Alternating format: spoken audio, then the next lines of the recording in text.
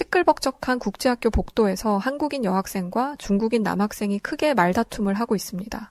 말다툼은 점점 크게 번지더니 결국 몸싸움으로까지 벌어지고야 말았는데요. 그런데 너무나 놀랍게도 한국인 여학생에게 먼지나게 두들겨 맞게 되는 중국인 남학생. 대체 무슨 일이 있었길래 이 사단이 벌어지게 된 것일까요? 안녕하세요. 제 이름은 스텔라 스미스이고 뉴질랜드의 퀸스타운이라는 작고 아름다운 마을이 고향인 평범한 여성입니다. 어릴 적에 일찍이 어머니가 돌아가신 뒤로 아버지와 단둘이 살았었습니다. 우리 아빠는 돌아가신 엄마의 빈자리가 느껴지지 않을 만큼 최선을 다해서 저를 키워주셨죠. 그래서 저는 언제까지고 아빠와 둘이 그렇게 행복할 줄만 알았답니다. 하지만 아빠가 뜬금없게도 새엄마를 저에게 소개해주면서 저의 인생은 완전하게 바뀌기 시작하게 되었었습니다. 더군다나 저에게 새엄마가 될 사람이라고 소개해준 분은 저에겐 너무나 낯선 나라, 한국이란 나라였죠. 저희 아빠는 동네에서 작은 마트를 운영하는 사장님이었는데 그때까지만 해도 아빠에게 있어 중요한 것은 저와 마트 2가지뿐이었어요. 저는 그런 성실한 아빠가 만들어주신 튼튼한 울타리 안에서 평화로운 날들을 보내고 있었답니다. 하지만 어느 봄날 제 세상이 무너지고 말았죠. 스텔라, 너에게 소개해줄 사람이 있으니 주말에 시간을 비워두거라 라는 아버지의 말씀 때문이었어요. 아빠는 그렇게 말하며 어쩐지 얼굴을 붉히셨고 평소와 다른 아빠의 모습에 저는 순간 안 좋은 예감을 하게 되었어요. 아빠에게 여자친구가 생긴 것 같다는 예감 말이죠. 불안해진 저는 누구를 소개해주려고 그러시냐며 궁금하니까 빨리 말해달라고 아빠를 졸랐었는데요. 그러자 아빠는 쑥스러워하시며 너의 새 엄마가 될 사람이란다 라는 충격적인 말을 하셨습니다. 그때 당시에는 세상의 아빠는 오직 제 거라고만 생각했었거든요. 새엄마라는 이야기에 받아들여지지가 않았습니다. 먼저 세상을 떠난 엄마에게 죄 짓는 것만 같았어요. 저는 심장이 쿵 하고 내려앉는 기분이었죠. 하지만 행복해 보이는 아빠를 보며 그런 내색을 할 수는 없었어요.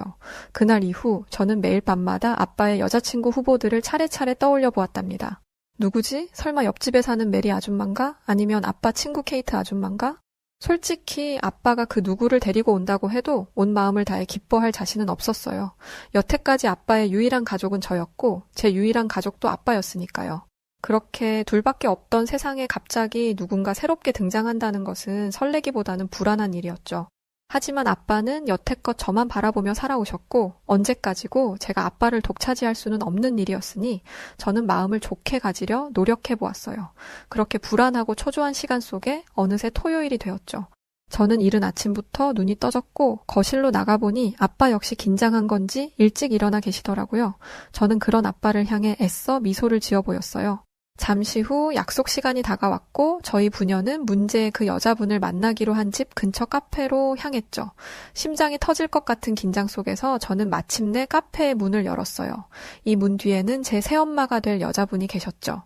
그런데 세상에 웬 동양인 여자가 서 있는 게 아니겠어요. 저는 설마 저 여자가 우리 아빠의 여자친구는 아닐 거라고 생각했어요. 그때까지만 해도 저는 낯선 동양인의 모습에 너무 깜짝 놀랐었습니다. 그러면서 이건 아니라고 생각했죠. 어린 제가 아빠의 결혼을 막을 수 있는 방법은 없었지만 저는 한국인 새엄마를 마음에 받아들이지 않았습니다. 아니, 받아들여지지가 않았어요. 결국 아빠는 그 한국 여자와의 결혼을 강행하셨죠. 결혼식 후에 아빠는 새엄마가 자신의 삶과 저의 삶에 꼭 필요한 사람이 될 거라면서 엄마 말씀 잘 들어주길 바란다는 말씀을 하셨습니다. 당연히 저는 아빠의 말을 귓등으로도 듣지 않았어요. 아빠와 새엄마가 결혼을 한 건 어쩔 수 없지만 전 끝까지 새엄마를 미워할 거라고 다짐했죠. 그렇게 저희 세 가족의 기막힌 동거가 시작되었답니다. 아빠와 결혼한 이후 한국에서 온 새엄마는 아빠를 도와 마트를 운영했어요. 그러더니 어느 날부터인가 아빠의 마트에 24시 운영이나 배달 서비스와 같은 한국에 있다는 시스템들을 도입하기 시작했어요. 뿐만 아니라 물건의 진열대 밑에 보기 좋게 가격표를 붙여두었고 마트의 전등을 제일 밝은 것으로 갈아 끼우기도 했고 저는 새엄마가 아빠의 마트를 바꿔가는 것을 처음에는 쓸데없는 짓을 한다고 생각했습니다. 그런데 그런 제 생각은 완전히 틀린 것이었어요. 한국인 새엄마의 손길이 닿은 뒤부터 우리 마트는 완전 대박이 났거든요. 시작은 작게 입소문이 나면서부터였어요. 저 한국 여사장이 운영하는 마트가 이용하기 깨끗하고 편리하다는 소문이 나기 시작하더니 어느새 우리 마트는 동네에서 제일 장사가 잘 되는 곳이 되었죠. 그 모습에 아빠는 그저 싱글벙글 했는데요. 태어나 아빠의 그런 방정맞은 웃음도 처음 봤고 외국에서 온 새엄마의 품에 폭 안겨서 애교를 부리는 모습도 처음 봤습니다. 아니, 토가 나올 뻔했지 뭐예요. 여하튼 새엄마의 그런 놀라운 손길에, 아니 그냥 잘 되기만 한 정도가 아니라 지역 신문 기자가 마트의 성공 비결을 물으러 인터뷰를 하러 올 정도였어요. 새엄마는 기자에게 이렇게 답하더군요. 한국에서 제가 생활했었던 그대로 그냥 성실하고 부지런하게 마트를 운영했을 뿐입니다. 라고 기자에게 답했습니다. 그 말을 옆에서 듣고 있던 저는 한국에 대해 궁금해지기 시작했었어요. 동시에 새엄마가 다르게 보이기도 했죠. 결국 저는 새엄마가 어떤 사람인지 제대로 알아봐야겠다고 결심했어요. 그날 저녁 저는 쭈뼛거리며 새엄마에게 다가가 이렇게 물었죠. 솔직히 전 아직도 새엄마가 좋지는 않다고 말하면서도 제가 뭔가 새엄마에 대해 오해하고 있다는 생각이 든다고 말했습니다. 그리고는 사실 우리 마트는 아빠가 혼자 운영할 때는 적자를 보는 날도 정말 많았었다고 했죠. 어떤 날은 손님이 한 명도 오지 않기도 했을 정도였다고 말했습니다. 그런데 새엄마가 오고 나서부터는 모든 게 달라졌는데 대체 무슨 방법들을 썼기에 마법처럼 동네 사람들의 마음을 사로잡을 수 있었던 거냐고 물었습니다. 제 말을 들은 새엄마는 그런 제 질문이 귀여웠는지 한동안 깔깔 웃으시더니 이렇게 말했어요. 마법 같은 거 없단다. 어떤 거창한 비법 같은 것은 없다면서 그저 한국에서 실제로 마트가 운영되는 방식을 적용했을 뿐이라고 하셨어요. 하지만 저는 잘 이해가 되지 않아서 고개를 갸웃거렸죠. 그러자 새엄마는 이렇게 덧붙이셨습니다. 한국 사람들은 원래 부지런해. 그리고 부지런한 만큼 효율적인 것을 중요하게 여기기 때문에 배달과 같은 서비스가 굉장히 잘 발달되어 있지? 그리고 마트마다 정기 세일 같은 판매 전략들이 굉장히 다양하기도 하거든. 사실 난 오히려 뉴질랜드에 와서 살면서 만난 뉴질랜드 마트들이 너무 구식이라 놀랐는데? 저는 새엄마의 말에 망치로 머리를 한 대 얻어맞기라도 한 듯한 큰 충격을 받았어요. 사실 여태까지 검은머리 아시아 사람들은 우리 유럽의 백인들보다는 열악하고 발전이 아직은 덜 된 그런 나라라고 생각했었거든요. 그런데 새엄마의 모습이나 말을 듣고 나니까 제 생각이 틀렸을 수도 있다는 것을 알게 되자 왠지 모를 새로움을 얻는 것 같은 기분이 느껴지더라고요. 그날 이후 저는 새엄마의 일거수일투족을 관찰하기 시작했어요. 그러자 그동안 보이지 않던 것들이 보이기 시작했죠. 먼저 그동안 제가 무능하고 무식하다고 여긴 새엄마는 엑셀로 회계 정리도 능숙하게 할 줄 아는 똑똑한 사람이었어요. 시간 관리도 철저하고 늘 빠릿빠릿하게 움직이는 모습은 굉장히 인상적이었죠. 또 제가 괜히 싫어서 새로운 새엄마가 못생겼다고 아빠한테 놀렸었는데 사실 새엄마의 얼굴도 그렇지 않고 고왔습니다. 새엄마는 우리 백인들에 비해 맑고 깨끗한 피부를 가지고 있음은 물론 또래에 비해 주름도 거의 보이지 않았어요. 아니, 사실 얼굴은 중요한 게 아니었어요. 새엄마는 언제나 환하게 웃으며 손님들을 맞이하는 상냥한 성품을 가지고 있었으니까요. 무엇보다 새엄마는 저와 아빠에게 항상 헌신적인 모습을 보여주었어요. 그런 새엄마에게 어느새 저는 마음의 문을 열게 되었죠. 마음을 연 것뿐만 아니라 그냥 새엄마가 우리 엄마라는 게 자랑스러웠었습니다. 왜냐면 새엄마가 온 뒤로부터 저희가 지내던 마을 전체가 한국에서 온 새엄마에게 다들 반해버렸을 정도니까요. 마트는 늘 인산인해였고 말이죠. 그렇게 저희는 완전한 가족이 되었답니다. 이제 셋이서 행복하기만 하면 될 줄 알았는데 위기는 생각지도 못한 곳에서 닥쳐왔어요. 그건 바로 저의 장래에 대한 문제였습니다. 사실 뉴질랜드에는 젊은 사람들이 일할 만한 곳이 마땅치가 않거든요. 푸르른 초원이 가득한 나라이다 보니 일자리가 거의 없다시피 한 곳이죠. 그래서 대부분의 뉴질랜드 청년들은 고등학교를 졸업한 뒤 아르바이트를 하며 살아가거나 옆 나라 호주로 떠나는 게 현실이에요. 저라고 다를 것은 없었죠. 솔직히 말하자면 전 미래에 대한 계획이 딱히 없기도 했어요. 왜냐면 그냥 아빠 엄마를 도와서 마트 일을 했으면 되었고 나중에 물려받으면 그만이었으니까요. 막연히 그런 생각만 하고 있었습니다.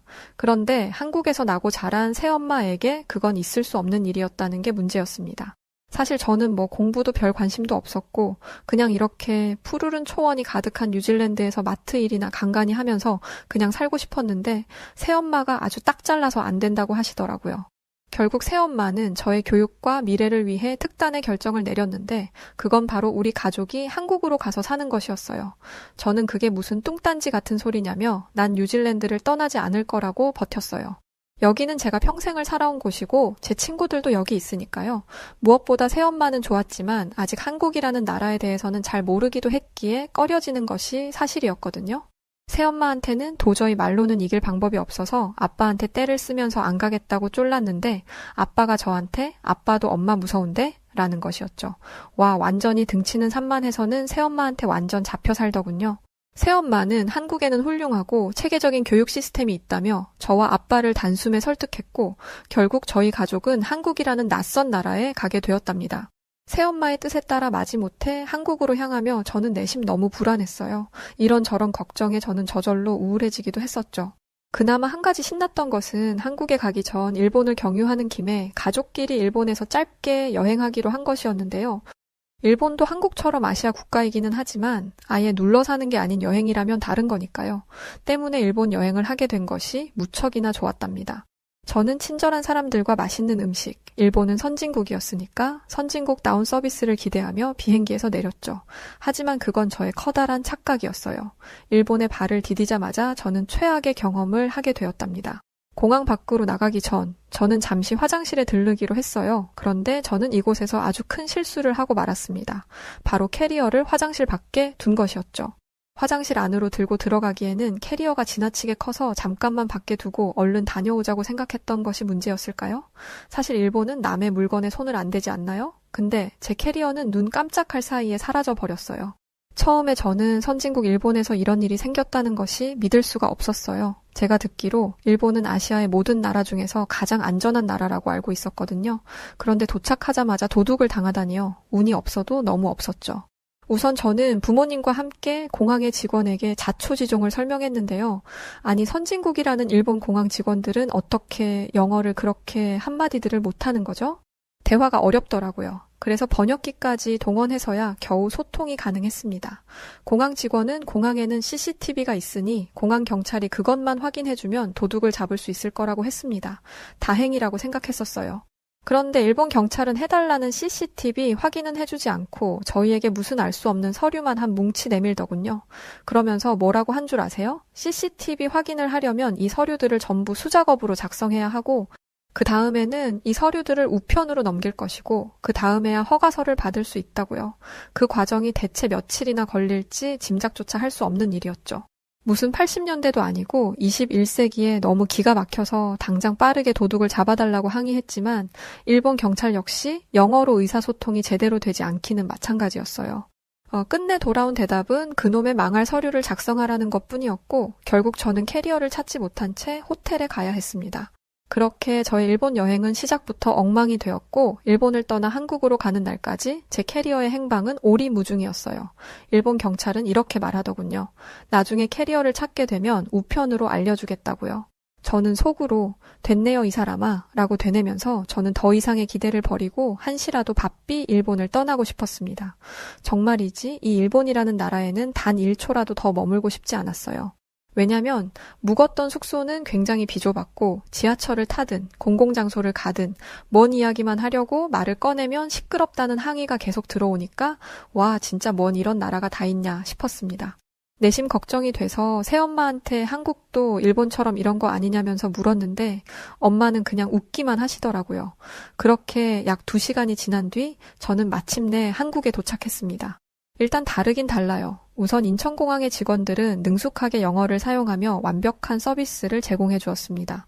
일본인들과 의사소통이 되지 않아 답답했던 것을 생각하면 인천공항은 제게 속이 뻥 뚫리는 사이다 그 자체였죠. 그리고 한국의 뛰어난 인프라 시설들도 저를 놀라게 하는데 한몫했습니다. 물론 일본도 한국과 같은 시설들이 있긴 했는데 이것도 다르긴 달라요. 왜냐면 한국 시설들은 다 새 것 같고 현대식이면 일본은 좀 오래된 것 같아 보였으니까요. 그리고 제가 살던 뉴질랜드는 뭐 말하기도 뭐 할 정도예요. 사실 뉴질랜드의 공항은요, 근처에 아무것도 없거든요. 그냥 초원이 넓게 펼쳐져 있죠. 그런데 인천공항은 최첨단 미래 도시 그 자체더군요. 주요 스팟마다 엘리베이터와 에스컬레이터가 설치되어 있음은 물론 무빙 워크까지 있어서 이동이 너무 편리했고 24시간 운영되는 카페와 ATM 기계, 게다가 세탁소까지 이곳에는 그야말로 없는 게 없어 보였어요. 그걸 보면서 와 우리 새엄마가 뉴질랜드에서 그냥 한국에 있는 시스템을 마트에 도입했다고 했던 말이 이래서 나온 거였구나 싶더라고요. 그러면서 동시에 이 정도라면 앞으로는 내가 살아야 하는 한국이 이렇게 편리한 나라라고? 그럼 살만하겠는데? 라는 생각이 드니까 저는 내심 속으로 기쁘기도 했답니다. 그렇게 한국에 온 지 며칠이 지나고 저는 새엄마와 함께 앞으로 제가 다니게 될 인천의 국제학교에 가게 되었어요. 새엄마의 이야기를 들어보니 그 학교는 국제학교이기 때문에 대부분의 학생들이 영어를 사용하는 것이 능숙하고 저처럼 외국인 학생들도 있다고 했죠. 저는 그 부분은 참 다행이라고 생각하며 얼른 차 타고 학교에 가자고 했어요. 그런데 웬걸? 택시가 아닌 버스를 타고 학교에 갈 거라는 게 아니겠어요? 저는 새엄마가 지금 대체 무슨 말을 하고 있는 건지 이해가 잘 되지 않았죠. 뉴질랜드에서는 보통 버스가 1시간에 한 대가 오고 그마저도 오지 않거나 오더라도 정시에 도착하지 않는 경우가 많기 때문에 대부분의 학생들은 부모님이 태워주시거나 합니다. 아직 저희는 차가 없으니 당연히 택시를 탈 줄 알았어요. 사실 뉴질랜드에서는 워낙에 운전면허를 어린 나이에도 취득할 수 있다 보니까 청소년들이 자차를 이용해서 가는 경우도 많거든요. 그래서 도로에서 사고를 내는 경우가 덜어 발생하기도 합니다. 제가 차 얘기를 꺼내자 새엄마는 등짝 스매싱을 날리시고는 한국은 뉴질랜드와 다르게 대중교통 시스템이 워낙 잘 되어 있어서 충분히 버스를 타고 학교에 다닐 수 있다고 말했어요.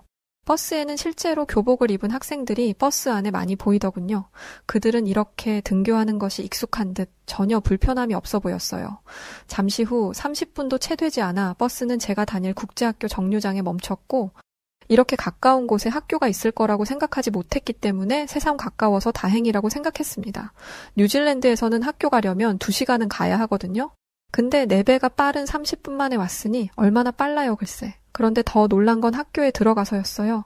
교실에 있던 친구들이 다들 하나같이 휴대폰들을 가지고 있었는데 유튜브도 보고 노래도 듣고 뭐 그러고 있더라고요. 근데 이게 왜 놀랄 일이냐고요. 뉴질랜드에 가서 휴대폰으로 뭘 본다?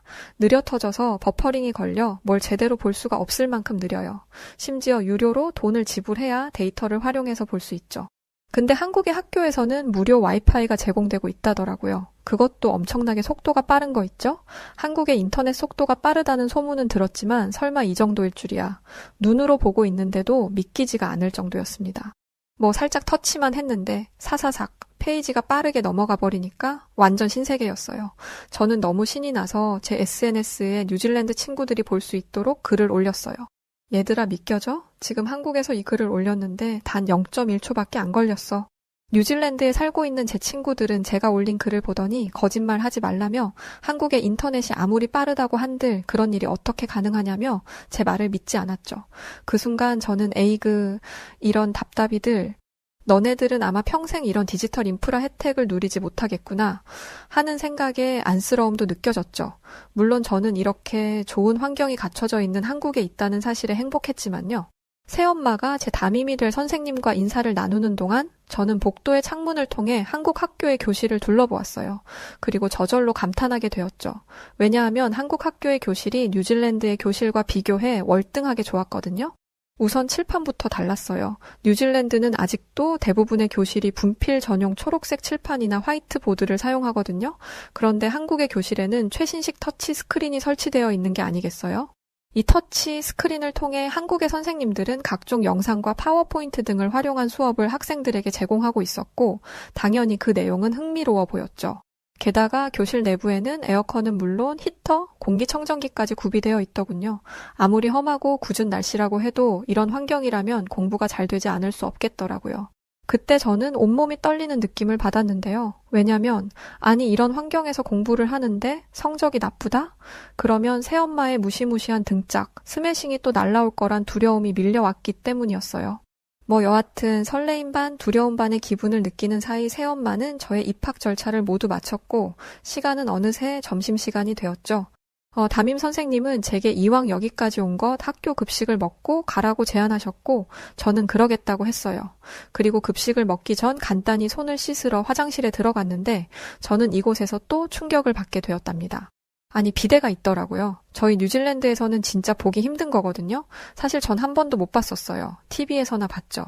근데 여기는 화장실마다 다 설치되어 있더라고요. 그러면서 와 우리 새엄마 좋은데 살았었네 싶었습니다.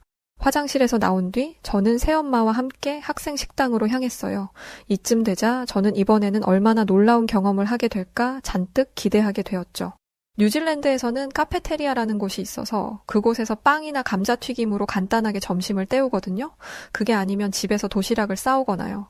물론 그 도시락이라는 것도 샌드위치인 경우가 대부분이지만요. 그래서 저는 평생 학교에서 먹는 점심에서 만족을 느낀 적이 없었는데 과연 한국의 학교는 어떨지 기대되기도 하고 그랬어요.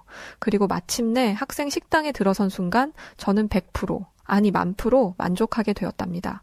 식판에 수북하게 쌓아주는 밥과 반찬, 국은 보기만 해도 배가 부를 지경이었죠. 뉴질랜드 카페테리아에서는 겨우 잼 하나 바른 손바닥만한 샌드위치 하나에 거의 8,000원을 받거든요. 사실 그것 하나 먹어서 배가 부르지도 않을 뿐더러 맛도 없는데 한국의 급식은 기가 막히게 맛있음은 물론 양도 많아서 밥을 먹는 내내 매일 먹을 수 있다는 생각에 기뻤습니다. 당연히 사진을 찍어서 SNS에 바로 올렸는데요. 너희들은 꿈도 꿀 수 없는 바로 이것이 한국의 학교 점심 메뉴다 하면서 말이죠. 그랬더니 얼마 지나지 않아서 제 뉴질랜드 친구들은 곧바로 폭발적인 반응을 보이기 시작했답니다. 댓글로 뻥치고 앉아 있다면서 거짓말 하지 말라는 친구들도 있었고 저 정도라면 급식비가 어마어마하겠는데? 라는 반응도 있었죠. 그날 오후 학교에서 식사까지 마치고 새엄마와 함께 집으로 돌아가며 저는 이렇게 물었어요. 엄마, 사실 저는 여태까지 백인들이 되게 잘 사는 나라고 아시아는 가난할 거라고 생각했거든요. 근데 와서 보니까 호주나 이탈리아, 프랑스 이런 나라들보다 여기가 더 잘 사는 나라 같아요. 제가 태어난 뉴질랜드는 그냥 비교 대상도 안 되는 것 같고요. 여기서 태어난 엄마가 부러워요. 라고 말했습니다. 그러자 새엄마는 제 얼굴을 잠시 살피시더니 뉴질랜드가 한국보다 뒤처진 것 같아서 속상하냐라고 물으셨어요. 저는 뭔가 시무룩한 기분이 드는 것은 어쩔 수 없는 것 같다고 답했습니다. 그러자 새엄마는 내가 너에게 한국이라는 멋진 나라를 연결시켜 주었듯 앞으로 너도 열심히 공부해서 뉴질랜드와 한국 사이의 다리 역할을 하면 좋지 않겠냐고 하시더군요. 그리고 언젠가 저의 노력으로 양국의 교류가 활발해지면 뉴질랜드와 한국이 서로의 좋은 점을 닮아가며 더욱 발전할 수 있을 거라는 말씀을 하셨죠. 저는 그 말을 듣는 순간 앞으로 내가 걸어가야 할 길이 바로 그 길이구나 하는 느낌이 들어 소름이 쫙 끼쳤어요. 하지만 내가 그런 대단한 일을 해낼 수 있을까? 엄두가 나지 않기도 했죠. 그런 제게 새엄마는 아무 걱정하지 말라며 저의 공부 커리큘럼을 이미 엄마가 다 짜두었다고 하시면서 무서운 미소를 보이셨어요. 저는 순간 뜨끔하면서 두려웠습니다. 역시 미리미리 모든 것을 준비해두는 철두철미한 한국 엄마답죠? 그렇게 저는 새엄마와 저의 미래를 위해 그리고 뉴질랜드와 한국 양국의 미래를 위해 최선을 다해 달려나갈 것을 약속했고 그날 이후 학교에 다니며 열심히 공부하기 시작했어요. 열심히 안 할 수가 없었죠. 아마 세상에 그 누가 되었든 새엄마의 시퍼런 눈빛을 보면 안 할 수가 없을 거예요. 우리 새엄마 은근히 엄청 무섭거든요. 중간중간 언어의 장벽으로 인해 어려움이 생기기도 했지만 그럴 때마다 새엄마가 제 곁에서 큰 도움을 주셨어요.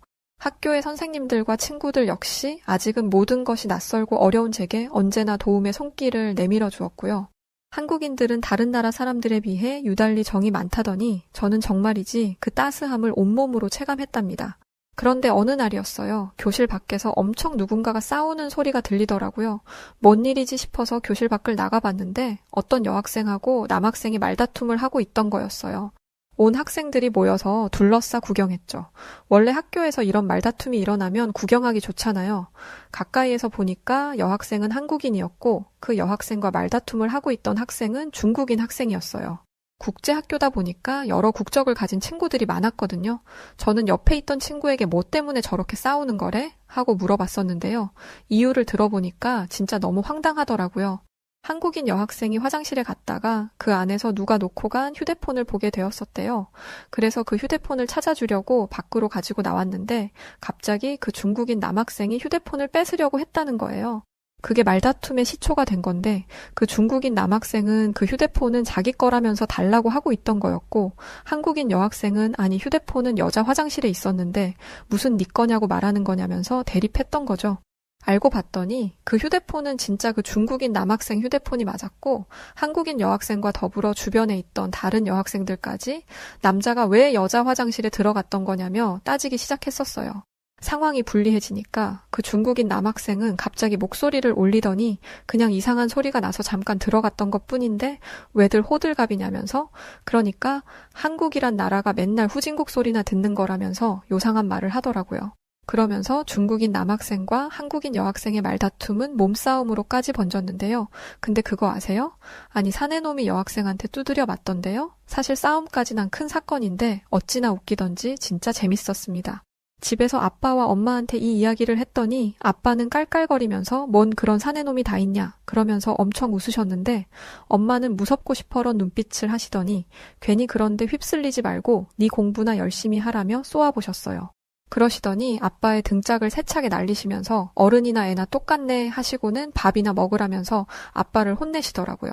그래서 아빠한테 제가 에이 아빠나 그 중국 남자애나 여자한테 맞긴 똑같은데? 라고 했죠. 뉴질랜드 시골 동네에서 살던 저희 가족은 새엄마의 영향으로 이렇게 한국에서 점점 한국 사람들이 되어가면서 자리 잡으며 살고 있습니다.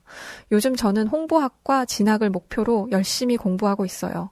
한국의 사람들에게는 뉴질랜드의 문화를 전파하고 뉴질랜드의 사람들에게는 한국의 선진 문화와 선진 문물을 전해주고 싶다는 제 바람은 언젠가 저를 그 목표가 있는 곳으로 데려다 줄 거라고 믿기 때문입니다. 왜냐하면 저는 대한민국의 성실하고 강했던 한국인 새엄마의 딸이고 또 이 한국이라는 나라에서 훌륭한 교육을 받고 있는 대한민국 학생이니까 말입니다.